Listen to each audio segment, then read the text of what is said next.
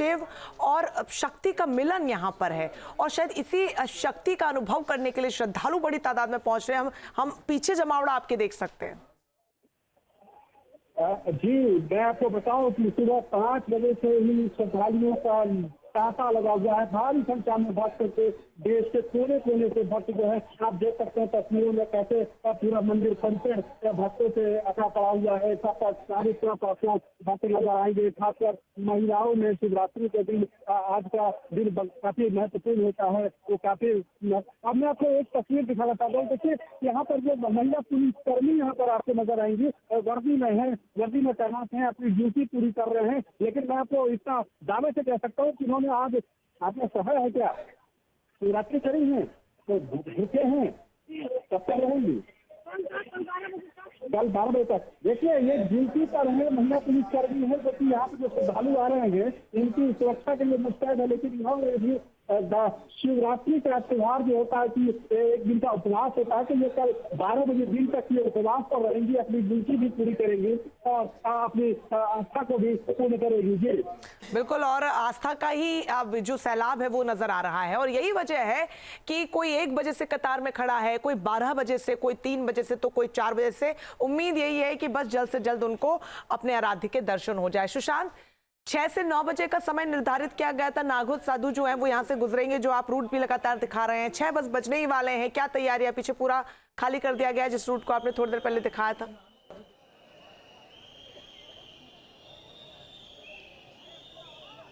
देखिए यही रूट है जहां से नागा साधु सन्यासियों को गुजरना है, पर अभी हमारे पास जो सूचना है कि वाराणसी के हनुमान घाट से नागा साधु सन्यासी अभी निकले नहीं है कि और हनुमान घाट से यहाँ पहुँचने में उन्हें लगभग 1 घंटे से ज़्यादा का वक्त लग जाएगा, क्योंकि वो पूरी तरीके से पेशवाई के तौर पर निकलेंगे ढोल नगाड़े के साथ और अपने ध्वज के साथ। तो ऐसे में 6 से 9 का समय ज़रूर है, मगर माना जा रहा है कि 7 बजे से पहले वो यहाँ तक पहुँचेंगे। 7 या 7:30 मान के चलिए, उससे पहले पहुँचने की उम्मीद कम है यहाँ पर। इसीलिए देखिए जो अभी ये रास्ता आप देख रहे हैं जहाँ अक्सर से पब्लिक आती हुई दिखाई दे रही है, दरअसल ये पूरा का पूरा जो रास्ता है वो पूरी तरीके से खाली हो जाएगा जब नागा साधु सन्यासी वहाँ से चलेंगे, क्योंकि उस दौरान पब्लिक की जो गतिविधियाँ हैं वो इस सड़क पर नहीं होंगी और सिर्फ जो अखाड़े हैं वही इस सड़क से होते हुए काशी विश्वनाथ मंदिर की तरफ जाते हुए दिखाई देंगे। तो इस समय वाराणसी के आसपास पूरी तरीके से अगर कोई नज़र आता है तो वो सिर्फ और सिर्फ श्रद्धालु ही नज़र आते हैं। देखिए महाशिवरात्रि एक ऐसा दिन जहां पर मान्यता है कि भगवान शिव के आशीर्वाद को प्राप्त करना बेहद आसान हो जाता है। यानी कि आम दिनों में जो रुद्राभिषेक कर आप फल प्राप्त करते हैं वो फल आज के दिन मात्र जलाभिषेक मात्र से ही प्राप्त हो जाते हैं। भगवान शिव को बेलपत्र अति प्रिय है, धतूरा अति प्रिय है। अगर आप गंगा जल या सिर्फ किसी नदी सरोवर का जल भी बाबा को अर्पित करते हैं और साथ में आपने बेलपत्र को अर्पित कर दिया, तो आप समझ लीजिए कि भगवान शिव की जो असीम कृपा है वो आपको प्राप्त हो गई। देखिए काशी में एक अलग बात इसलिए भी कही जाती है कि काशी जहाँ पर लोग दूर दूर से यहाँ पर सिर्फ बाबा के एक दर्शन मात्र के लिए आते हैं और यहाँ से उन्हें दर्शन नहीं बल्कि अपने भाग्य को चमकता हुआ भी नजर आता है। कहाँ से आए आप लोग? हम लोग लोकल ही है। दर्शन हो गया? जी नहीं। लाइन में क्यों नहीं लगा आप लोग? अरे हम लोग अभी आ रहे हैं। तो देखिए कुछ लोग जो हैं वो शॉर्टकट की तलाश में भी हैं। कहाँ से आया? हम लुधियाना पंजाब से आए हैं जी। हर हर महादेव। दर्शन हो गया? दर्शन हो गया जी। हम सुबह 2 बजे लाइन में लग गए थे और यहाँ जो व्यवस्था है बहुत ही अच्छी है योगी जी की। हम बात कर रहे थे प्रयागराज में भी आज शाही स्नान है, यहाँ पे भी आज शिवरात्रि का अपना दर्शन करना है, तो बहुत ही व्यवस्था इन्होंने अच्छी रखी हुई है। 2 घंटे में हमें बहुत अच्छा दर्शन हुआ। अभी आकर निकले हैं, अब लाइनें देख रहे हैं। लाइनें करोड़ों की संख्या में लोग आए हुए हैं यहाँ भी। अब हम प्रोग्राम बना रहे हैं प्रयागराज जाने का।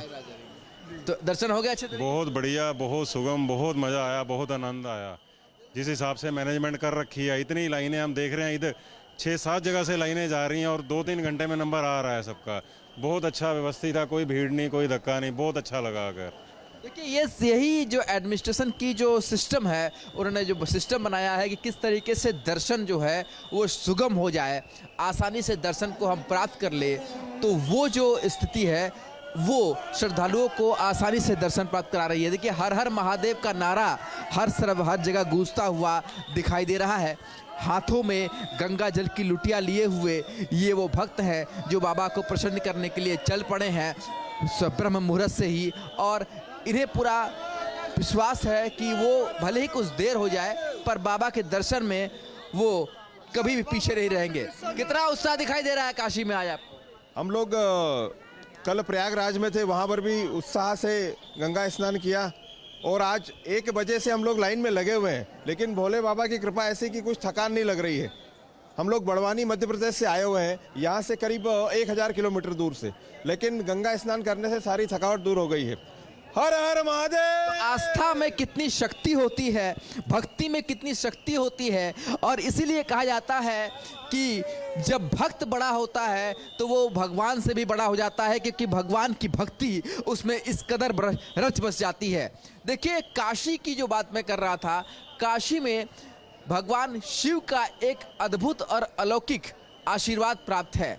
यहाँ पर जो आता है वो काशी का होकर रह जाता है। इसीलिए काशी में लगातार इस बात को कहा जाता है कि काशी को जिया जाता है।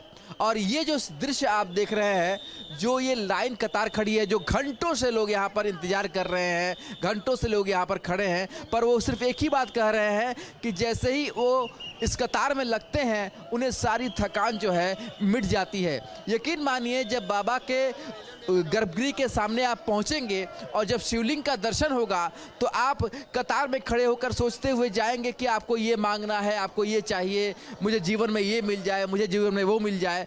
पर जैसे ही आप शिवलिंग को देखते हैं तो आप सब कुछ भूल जाते हैं और पूरी तरीके से बाबा के भक्ति रस में डूब जाते हैं।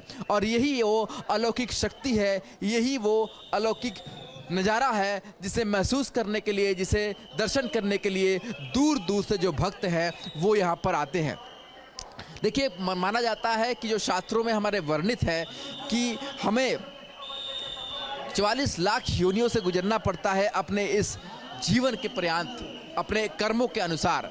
पर अगर जीवन मरण से मुक्ति पाना कोई चाहता है, कोई इस चक्र से ऊपर जाना चाहता है, तो उसे काशी आना पड़ता है। और इसीलिए काशी में मोक्ष की प्राप्ति होती है। पूरी दुनिया में आप किसी भी जगह चले जाइए, पर वो अनुभूति, वो चीज़ अगर आपको कहीं एहसास करना है तो वो आपको बनारस आना होगा, क्योंकि यहाँ जीवन भी है और जीवन के बाद भी मुक्ति है, मोक्ष है, और मोक्ष से बड़ी कोई चीज़ नहीं है। इसीलिए महाशिवरात्रि पर जब काशी में भगवान शिव की बारात निकलती है